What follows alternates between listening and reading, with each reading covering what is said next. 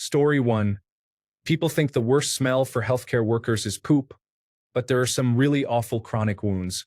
There are people who will sit at home despite having health insurance, literally rotting, and won't come to the hospital until they develop sepsis. I've seen wounds that are black and necrotic, gangrenous, full of the foulest pus, and full of maggots. You enter the patient's room and are immediately hit by the smell. Story 2. Someone's colostomy bag ruptured on a flight from Los Angeles International Airport to Daniel K. Inouye International Airport. I was in my 20s and heading to Schofield. Got on the plane as a young man, came off the plane like Gandalf. Story 3. Dead bodies were found days after a carbon monoxide poisoning. They had a handyman install a new boiler. It was not installed properly, and he caused the deaths of everyone in the house. The bodies had melted through the floor from the heat, carbon monoxide, and condensation. The police initially thought it was a murder scene. Story 4. I've got Crohn's disease, and over the summer I also picked up a random diarrhea and vomiting bug. This ended up getting me hospitalized with kidney failure. While in there, my bowel movements turned toxic. Now I know that poop isn't meant to smell nice, but this stuff was horrendous. It was a blue-green liquid that smelled reminiscent of zoos, chemical waste, and rotting flesh. I had to get a sample for testing, and the nurse who had to take it to the lab said that she had never seen or smelled anything like it. Story 5. In 10th grade, a kid named Elvis and another student took Limburger cheese and smeared it all over the radiators in school in the morning. When the heat started, it filled the whole school with the most rotten stench that burned our eyes and noses. This was a 2-story building with 4 classrooms on each floor in a Catholic school. They tried opening the windows to ventilate the building, but it was midwinter and freezing cold. They ended up having to send us home because the school smelled so bad and was freezing. They didn't know at the time it was the radiators. It smelled like a moldy, old sponge that someone used to clean up the waste from a dead body. Story 6. A rotten egg. I'm pretty sure it was fertilized and went bad with a chicken fetus inside. I keep chickens and have a rooster. It was chunky and looked like feta cheese with an ungodly smell. I cracked it, then immediately ran away from it. It was that bad. Story 7. Okay, I have to go with that smell when you open a Tupperware container that's been in the back of the fridge for about 3 months. You know the one. It's like death and forgotten vegetables had a baby, and that baby threw up in your face. Story 8. A divorced husband living alone in his house lost custody of his children. The house was being foreclosed on because he couldn't keep up with the payments, and he committed suicide by hanging in his shed in the yard. It took about 2 to 3 weeks before neighbors called the emergency services for a wellness check. The thing that got me was the wasps that made a giant nest in the shed and had been feeding on him with various other bugs. Story 9. I told this story here before, but it was a valuable lesson that stuck with me for a long time. If there's an empty subway car in New York City during rush hour, do not get on. This was maybe 15 years ago, but I will never forget. I was coming home from work and got on the 2 and 3 line at Wall Street going home to Brooklyn. A train pulled in, there was an empty car, and I foolishly assumed it was because the air conditioning was out and I could handle it for a seat. I got on towards Brooklyn. Wall Street on the 2 and 3 is the last stop in Manhattan, and it's about 5 minutes to the next stop in Brooklyn. The doors closed before I could take a breath, and by that time it was too late. The smell hit me like a truck. It was so overpowering. My eyes began to tear up instantly. At the end of the train car, there was a heap of rags that used to be a person at some point. The smell was what I imagine a World War I trench would smell like. I ran to the other side of the car, to the door between the train cars, but the door was locked. So were the windows. I knew I was trapped, but the train doors were so old that there was a tiny gap that allowed the tunnel air in. The rubbery, stale tunnel air was so much better than the smell of gangrene. It was the longest 5 minutes of my life. The doors opened at Clark Street, and I ran out and into the next train car. Some unsuspecting people like me entered the smelly car, and just like me were unable to escape before the doors closed. I watched them until they escaped at the next stop. Story 10. Not worst as in vomit-inducing, but as in oh God no. I was my mother's caretaker after her cancer diagnosis. Squamous cell carcinoma of the supraglottis. After chemotherapy and radiation did not work, she decided on hospice. The cancer was spreading, and I knew it. The lump in her neck got bigger and was very visible, trailing upwards towards her ear.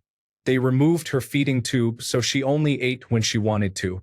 One day, I was sitting on the arm of her recliner, cleaning her up from the ramen noodle broth she'd spilled on her shirt. Shaky hands, and giving her morphine. She leaned in as if to tell me a secret. Whispering because she was trying not to cry, she thanked me and told me how much she loved me.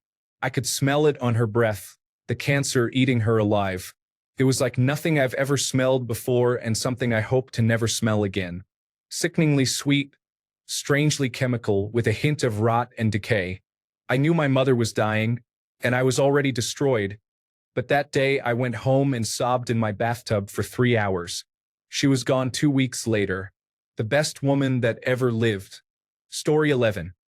Some random dude's breath that sat next to me on the bus.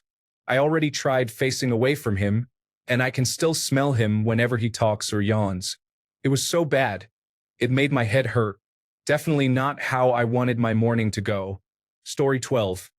There were remains of a dead squirrel in my backyard, so we put it in a trash bag, put that in another trash bag with bleach, then put that in the bin for pickup. The smell of rotten squirrel was still pungent enough to knock you back 3 years later, even after multiple cleanings of the trash bin. We gave up and purchased a new bin. Story 13. Rotten rice. In college, I lived in a house with roommates and spring break was coming up. 3 of us left town on Friday while one roommate was staying an extra day. He made rice in his rice cooker, only ate some of it, and then forgot to put the rest in the fridge. He left the next morning, and that rice sat on the counter for a week. I was the first one home, and the smell that hit me when I opened the door was horrifying. When I opened the lid on the rice cooker, there were little winged insects and maggots in the rice. I threw that pot in the sink, blasted it with soap and the hottest water I could get out of the faucet, and then put it in the garage. I texted the roommate about it and where he could find his rice cooker pot. He said, "Oh, my bad." Story 14. I was working in a hospital and one of my patients was slowly dying. Parts of her body died before she did. It was a kick to the face every time you walked in the room. I felt so bad for her. Story 15. Landfill leachate is easily the worst thing I've smelled. I was a laboratory chemist, and I've worked with all varieties of animal and human waste. Chicken and turkey waste is the worst, but landfill leachate is worse. Leachate is highly reactive, toxic, and has a smell that sticks to skin and hair, even after showering. You can work with it one day and still smell it the next day when you sneeze or cough. Terrible stuff. Story 16. Morbid obesity. Honestly, the smell of an unwashed person who is extremely overweight. I'm talking 400 pounds plus. Literal filth bothers me less than their unclean body. I once kneeled down near someone like this and almost threw up. Story 17. A person who was dead for the better part of a month. He looked like a mummy, and his cat had been eating parts of him. I sneezed the next day, and somewhere in a little corner of my nose, there was some residual smell from that apartment, and I smelled it all over again. There were others like this, but this one was the most shocking. I don't know how the other people in neighboring apartments didn't call sooner. It was only after a complaint was made to building management that someone investigated. The building management person who opened the door and found him was extremely distraught. Poor person. Not something in their job description for sure. There was also a person who was basically dead, but somehow his heart, lungs, and brain were hanging on to the last bit of life in him. He was an alcoholic hermit. He must have been unwell for days all over himself and the whole apartment. He was stuck to the floor. We had to use saline to slowly wet a little bit under him at a time to get him detached from the floor. There was even a plastic grocery bag under him that was stuck to his skin so badly that we left it for the hospital to deal with later. The person couldn't talk, just look in our direction and blink. He seemed to be slightly aware of us and would look our way when we spoke to him. It was a family friend who finally went to do a wellness check on him after the family hadn't been able to reach him for days. Almost a week. I have seen 24 to 48-hour dead people who were looking much healthier than him. I could go on and on. Stuff you can't unsee and unsmell. Story 18. This isn't the worst answer in here, but I used to be a janitor at a couple of places during college. The smell when I had to change the little-used tampon containers in the women's bathrooms. Story 19. A coworker found his old protein shaker in a cupboard in the office. It had been missing for months. When he opened it, we nearly had to evacuate the office. It was a jarring smell. Story 20. I went to move a hose at work, and something spilled out of it. I've smelled some nasty stuff in my life, and working on a ship means we have many lovely smelling things.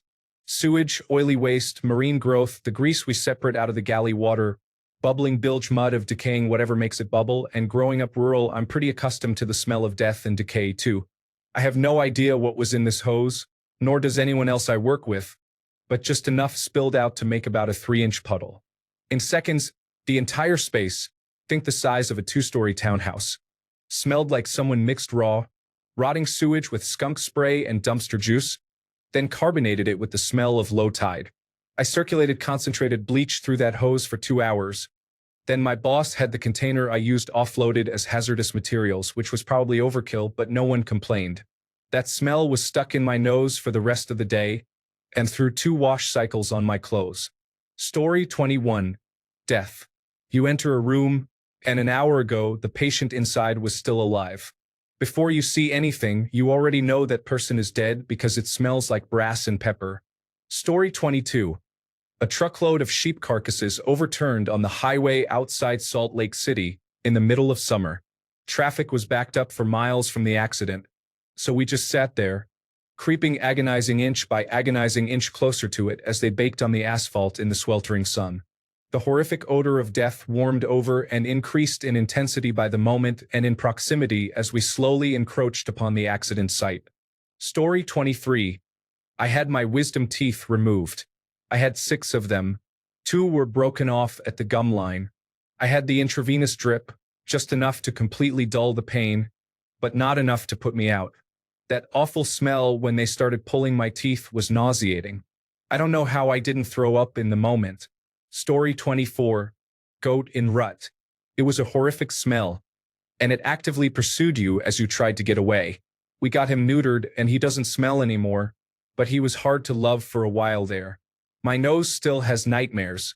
Story 25. I used to work in the emergency room. Probably the worst thing I smelled was a foot that was not trimmed and had maggots coming out of it. The nails were shattered and at least 4 inches long. Story 26. After traveling to New Orleans and really experiencing the pungent smell of stagnant water, it is hard to get rid of it. Not to mention, when we were there, the city had a sanitation workers' strike, so add that to the situation with several homeless people urinating outside of public buildings. I understand this city wants to maintain its historical value in the French Quarter. But come on, how do they expect so much money for tourism if they can't maintain their infrastructure? Story 27. This probably isn't the answer you want, but it's onions. I wound up with long COVID, and my type is parosmia. When my taste and smell came back, everything was altered for the worse. I lost 45 pounds because everything was so disgusting, but the worst of all was coffee, garlic, and onions, the latter being the worst. It was like burnt tires, sickly sweet, and rotting roadkill that's been in the sun for weeks all wrapped up into one. They still smell a bit like that to me, but thankfully my nerves are slowly healing, so it's not as intense, though I still avoid them. And yes, I've smelled rotting bodies before. It was worse, and it's all because of that dumbass virus everyone said was just a flu. Story 28. I work at a trucking company. A homeless guy crawled into one of our older trailers for the night and overdosed. He died and no one found him for over a week. This was in the middle of the summertime, so by the time one of us opened the doors, he was crawling with maggots and flies. Story 29. My friend left a container of baked chicken in her car for 6 months over the summer while she was away. We live in the southern United States, and it gets hot down here. The smell was so horrible and entirely just baked into the seats. Story 30. We were going away on holiday for just under 4 weeks. We hired the neighbor's kid to feed our relatively new cat. Twice a day. Pop in, feed, change water, wash use bowls, and repeat for 4 weeks. I should mention he was 12 but very mature, and since we shared a wall with his house, his mother was fine with it. He was also getting paid nicely. The sad thing is we entirely forgot 12-year-olds have to be walked through everything. Eugene was eating pouches at the time, and they're nasty in the bin. We hadn't told the kid to take the small kitchen bin out every 2 days and toss it into the big wheelie bin. Yes. For weeks in a very hot June of unrinsed cat pouches festering in a kitchen bin. Maggots and flies everywhere. And the smell. His mother had a right go at him, and we had to remind her we didn't tell him that bit. She asked how he didn't mention the smell, and he actually said, "What smell?" Story 31. Bunch of dead rats in a bag full of water. My childhood dog ripped the bag since it was sitting randomly in the woods. I can't describe the smell. It wasn't comparable to anything. It was just horrendous.